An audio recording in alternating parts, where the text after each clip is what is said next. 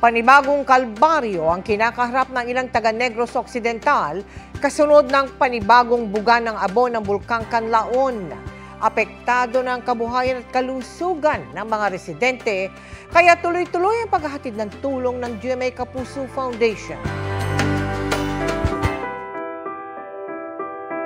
Makapal na abo ang bumalot sa bayan ng La Carlota at La Castellana, Negros Occidental matapos ang pagsabog ng Bulkang Canlaon noong April 8. Si Sisi, doble ang kaba, lalo't may hika ang bunsong anak.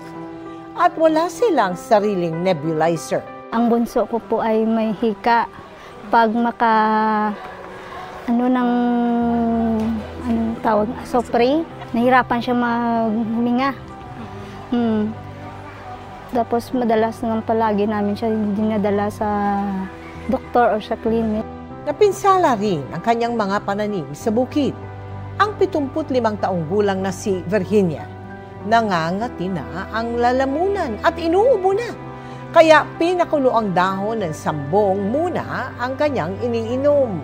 Nabigla kasi ako lang mag-isa sa bahay. Kaya nakita ko yung bulkan, may apoy na may apoy na lumalabas, ang ubo. Dami kami dito mga senior. Kaya ang GMA Kapuso Foundation agad naghatid ng tulong sa mga apektadong bayan sa Negros Occidental. Nagbigay rin tayo ng food packs sa mahigit 1,000 individual sa 3 barangay sa bayan ng La Carlota at La Castellana.